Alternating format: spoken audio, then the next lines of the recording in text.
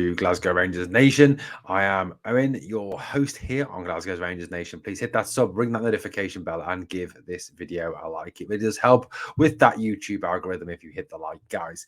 Anyway, let's talk Glasgow Rangers. Let's talk a number of different things that we're going to discuss. The first thing, obviously, is that the semi-final draw for the Scottish Cup was made yesterday after the Falkirk Air game. And, well, surprise, surprise, the conspiracy theorists were wrong.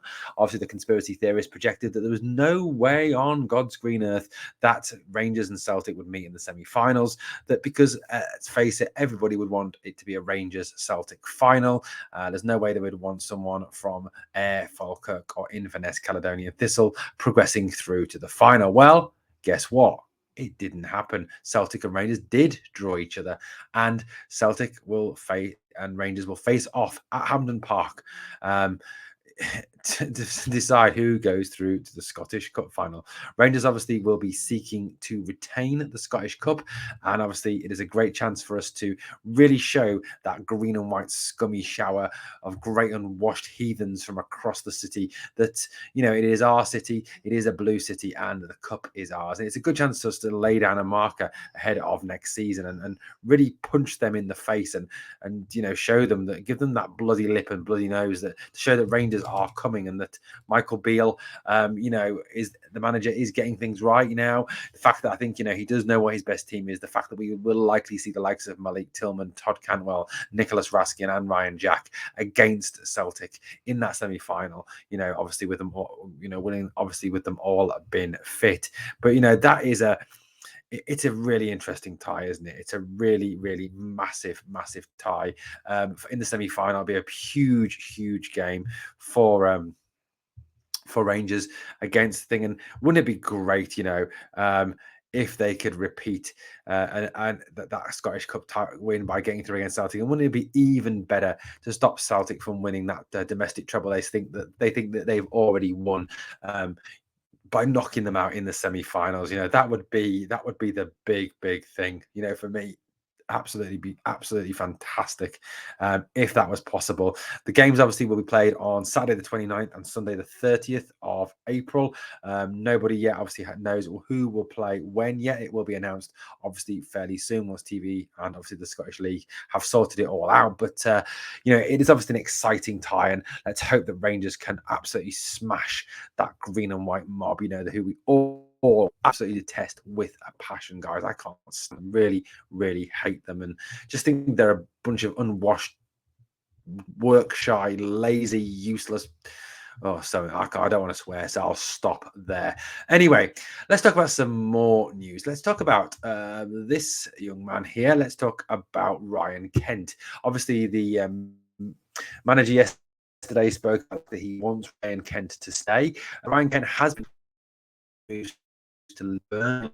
You know, Burnley, who are currently top of the championship and running away with the championship, and look like that they will be promoted back to the Premier League very, very soon. Obviously, you know, Burnley are the big team. However, they have been hit by a transfer embargo after late draft submission of their accounts. So therefore, they are currently under transfer embargo. So it could seem that embargo could continue, meaning any chance for them to sign Ryan Kent would be very, very minimal indeed, given that transfer embargo. Obviously, a lot remains as well in terms of Leeds. Obviously, have been linked with them as well, with Kent as well. But obviously, a lot depends on Leeds' future. Leeds are currently in the relegation zone of the Premier League. But, you know, manager Michael Beale has made it very clear that he wants Kent to remain, that he sees Kent as being a fundamental part of his Rangers team in the future. And obviously, Kent had great success under Steven Gerrard, who, you know, obviously, who Michael Beale worked with, and Kent does seem to be enjoying his football again, playing for Michael Beale. So it could be that that is a big selling point. Now, I know there are certain Rangers fans that think that it's time to let Kent move on, that, you know, that he doesn't score enough goals, that he doesn't create enough goals. But I think sometimes, you know, you've got to look beyond that, look beyond those stats. You know, he does create things. He does draw the attention of other defenders away, meaning space is created for other players. And certainly he is very exciting when on the ball. And the fact I think that if he can that development and get back to somewhere where near where he was in that 55 season, that that even if we did sign him on a contract, for 3-4 years, he certainly would be a contract that that could be ended by the fact we could actually sell him on for bigger money, because of the fact that I think he will go on to impress. So I definitely think there is a need to retain Ryan Kent's services, and who there's a lot of talk about in terms of Rangers' future is Scott Arfield.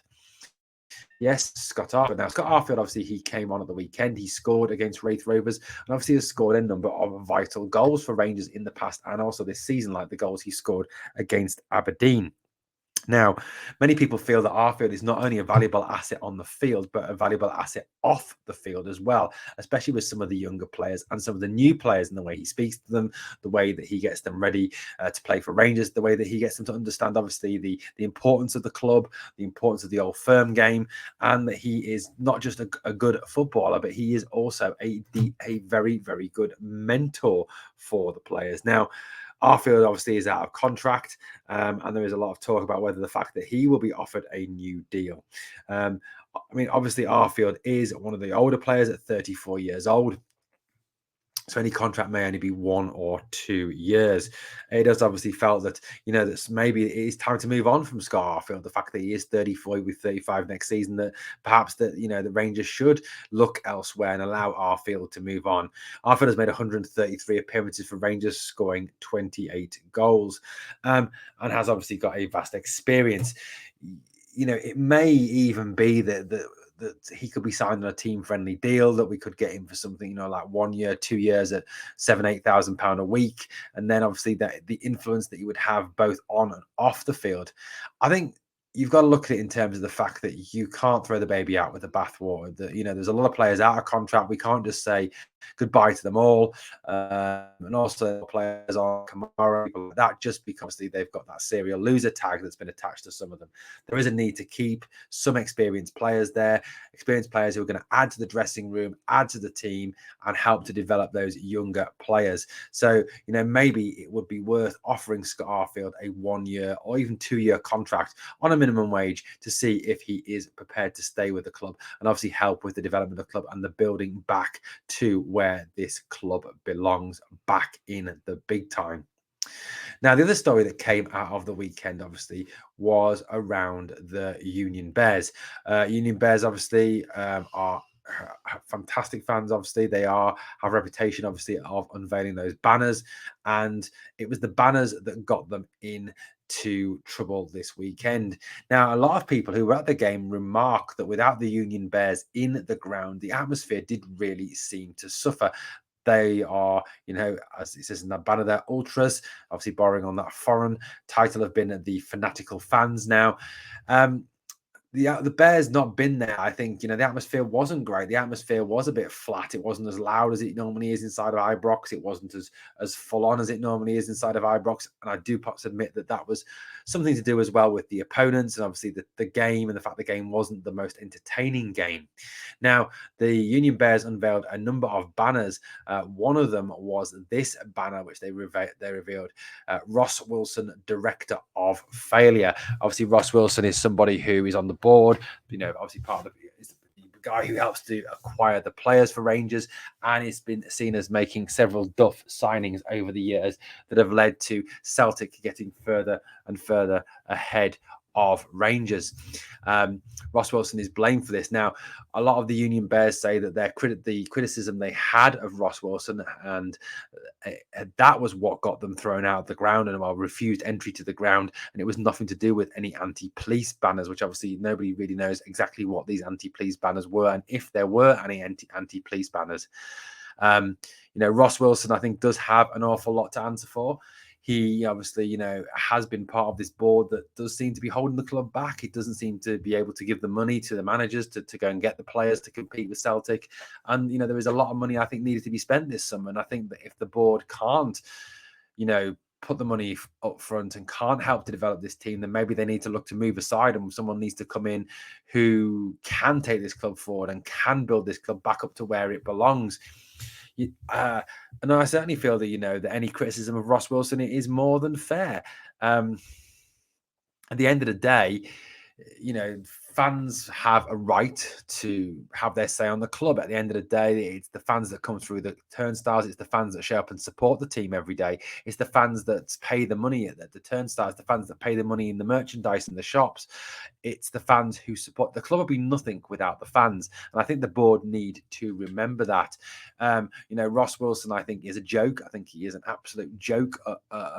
Knows absolutely jack about football, and I think it's an absolute disgrace that he holds the positions he does in the club. I do think that he should be got rid of, and someone brought in who can actually do the job. You know, Ross Wilson to me is an absolute embarrassment, an absolute disgrace, and it's time he went. Obviously, I know that different Rangers fans may have different opinions on this. I know there's a large group that think, as I do, that Wilson is an utter joke, that Wilson does need to be got rid of. And for this club to move forward, you know, and he is a director of failure, a director of abject failure in a way, for Rangers over the last couple of seasons.